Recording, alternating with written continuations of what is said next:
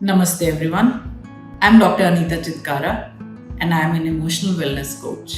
आज मैं बात करना चाहती हूँ उन स्टूडेंट्स के बारे में जो आफ्टर 12th बाहर जा रहे हैं, अपने देश से बाहर यूनिवर्सिटीज़ में पढ़ने के लिए यूएस, कनाडा, ऑस्ट्रेलिया, यूके या फिर और यूरोपियन कंट्रीज़ में जा रहे हैं। पेरेंट्स और बच्चों के लिए एक बहुत बड़ी सलाह ये है कि यदि बच्चा बाहर जाना चाहता है तभी उसे पढ़ने के लिए इतनी दूर भेजें। ना तो बच्चे की और ना ही अपनी अनफुलफिल्ड डिजायर्स के लिए या फिर पीयर प्रेशर में आकर उस बच्चे को पढ़ने के लिए भेजें। कई बार माता पिता या स्टूडेंट्स ऐसा सोचते हैं क्योंकि सब जा रहे हैं तो हमें भी जाना है। तो ऐसा ना सोचकर यदि उनकी एक्चुअली इच्छा है और उनकी जो एजुकेशन है, उसकी डिमांड है, जो सब्जेक्ट है यहाँ पर नहीं है तो बाहर की यूनिवर्सिटीज़ में पढ़ने को मिलता है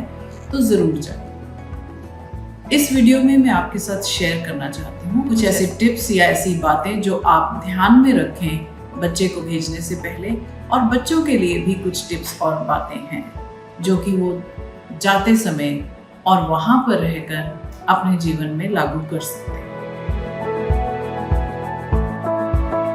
पहली बात कि दोनों पेरेंट्स और स्टूडेंट जिस भी कंट्री में जा रहे हैं, जिस भी यूनिवर्सिटी में उनको एडमिशन मिला है, उसके विषय में बहुत अच्छे से रिसर्च कर लें। उस देश का कल्चर कैसा है, क्लाइमेट कैसा है, लाइफस्टाइल कैसा है, लोग किस तरह से इंटरैक्ट करते हैं, यूनिवर्सिटीज़ का कैसा कल्चर होगा, किस तरह के स्टूडेंट्स वहाँ पर पढ़ने आते हैं, उसकी लोकेशन क्या है, इन सब बातों के विषय में बहुत अच्छे से रिसर्च कर लें। कई बार क्लाइमेट सूट नहीं करता या फिर वो कल्चर मिसमैच हो जाता है, तो पहले ही इस बात की रिसर्च कर लें।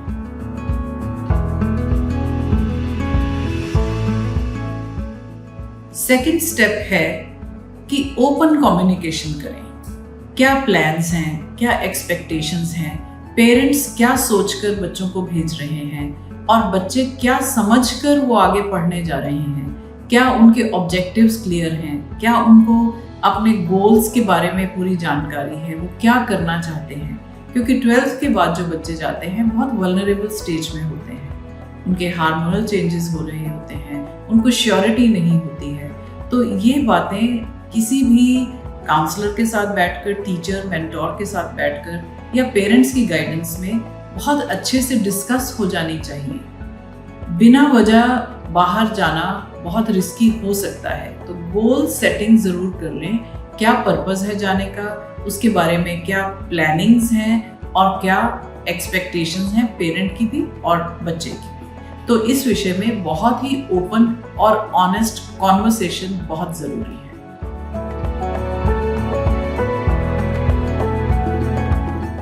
तीसरा जो बहुत ज़रूरी टॉपिक है वो है फाइनेंशियल प्लानिंग। ये भी पेरेंट और स्टूडेंट दोनों को मिलकर बैठकर करनी चाहिए। कितने फाइनेंशियल फंड्स हैं हमारे पास, कितने हम स्पेंड करना चाहते हैं और वहाँ पर खर्चे कैसे पूरे किए जाएंगे। फीस के अलावा भी बहुत सारे खर्चे होते हैं, इस बात का ध्यान रखें। किस तरीके से फाइनेंशियल प्लानिंग होगी, कहाँ से पैसे का इनफ्लो होगा, कितने समय तक होगा, और फिर बच्चे वहाँ जाकर काम कर सकते हैं या नहीं कर सकते हैं, कितनी देर तक के लिए, कितने घंटों के लिए वहाँ जॉब करेंगे तो उनकी पॉकेट मनी निकलेगी।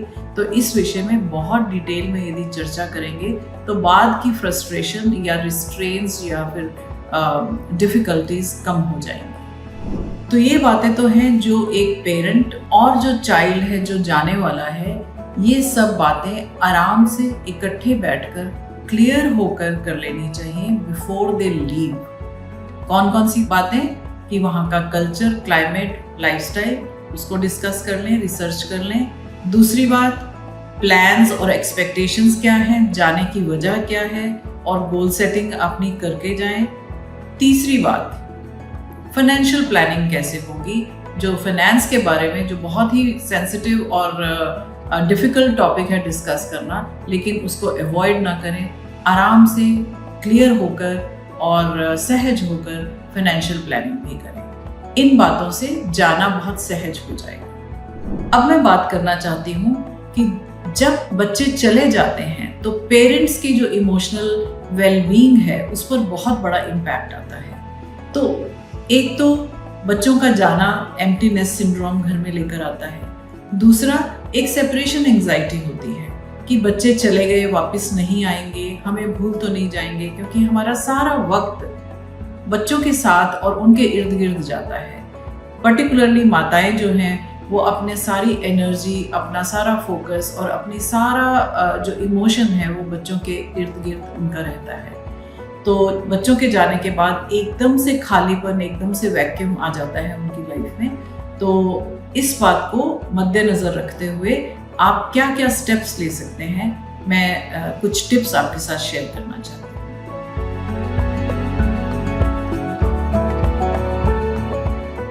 पहली बात, क्योंकि आपने सोच समझकर बहुत प्लानिंग के साथ बच्चे को भेजा है, तो उस पर ट्रस्ट करें, उस पर भरोसा करें और अपनी परवरिश पर ज़रूर भरोसा रखें कि अब तक आपने बच्चों को अच्छे संस्कार दिए हैं, अच्छी वैल्यूज़ दी हैं, अच्छे बिलीफ सिस्टम्स दिए हैं, तो वो वहाँ जाकर उनको ज़रूर फॉलो करेंगे। ऐसा भरोसा अपने मन में रखें। दूसरी बात, बच्चों के फैसले पर ट्रस्ट करें।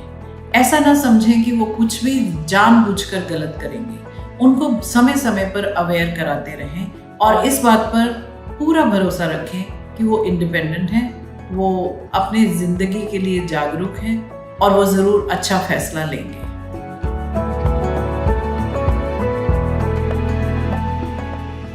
बच्चों के जाने के बाद सबसे पहले एक कोशिश करें कि उनके कमरे को, उनके वार्डरोब को, उनकी पर्सनल चीज़ों को बिल्कुल भी हिलाएं नहीं, उनको बिल्कुल रिप्लेस ना करें, इमीडिएटली रिप्लेस ना करें।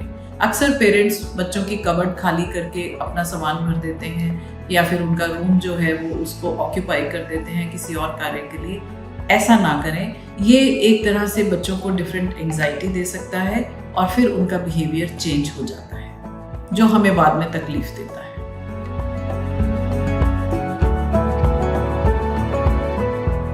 तीसरी बात, अपने समय को, जो समय आप अपने बच्चों के साथ देते थे उनकी पढ़ाई के लिए, उनके फॉर्म भरने के लिए या उनकी ट्यूशन्स के लिए, जब भी आप समय उनके लिए निकालते थे, वो समय अब आपके पास खाली हो गया है। तो उस समय में आप सेल्फ केयर, अपनी हॉबीज़ के बारे में बात करें, अपनी चीज़ें जो आप नहीं कर पाए, जिनके लिए आपको वक्त नहीं मिलता था, उस पर ध्यान दें, अपनी सेहत पर ध्यान दें, अपनी हॉबीज़ को इनकलकेट करें, अपने फ्रेंड सर्कल के साथ अपने रिलेशनशिप्स बढ़ाएं, अपने जैसे लोगों के साथ, अपनी वाइब्रेशन के साथ मिलते जुलते लोगों के साथ अपने रिलेशंस बनाएं और अपने आप को अपडेट करते रहें, एजुकेट करते रहें नई चीज़ों के बारे में। जो भी कुछ आप पढ़ना चाहते हैं या अपनी हॉबीज़ को रिजुविनेट करना चाहते हैं, जैसे राइटिंग है, कुकिंग है, पॉटरी है, फोटोग्राफी है, कुछ भी जो भी आपके मन में है उसको ज़रूर फॉलो करें। इससे आप अपनी सेल्फ वर्थ, सेल्फ एस्टीम और सेल्फ कॉन्फिडेंस को बढ़ावा देंगे। फिर भी यदि मन उदास हो, एंशियस हो, डरा हुआ हो और इनसिक्योरिटी बढ़ती चली जाए, डिप्रेशन की फीलिंग आने लगे, तो फिर फ्रेंड सर्कल के अलावा आप प्रोफेशनल हेल्प भी ले सकते हैं। अपनी फीलिंग्स को छुपाएं नहीं, बच्चों के साथ, फैमिलीज़ के साथ, फ्रेंड्स के साथ ज़रूर शेयर करें, उससे आपका मन हल्का हो जाता है। और ऐसे लोगों के साथ बात करें जिनके बच्चे ऑलरेडी जा चुके हैं या वहाँ ऑलरेडी पढ़ रहे हैं। उनके साथ कम्युनिटी बनाकर, ग्रुप्स बनाकर एक्टिविटीज़ को शेयर करें और साथ ही साथ अपनी फीलिंग्स को दबाएं नहीं। और कभी ना सोचें कि आउटसाइड हेल्प, काउंसलर्स की हेल्प, थेरेपिस्ट की हेल्प लेने में कोई बुराई है। जब भी ऐसा लगने लगे कि मन परेशान है, इमोशनल डिस्टर्बेंस तंग कर रही है, तो आप ज़रूर प्रोफेशनल हेल्प ले सकते हैं। Thank you so much. I hope these things help you.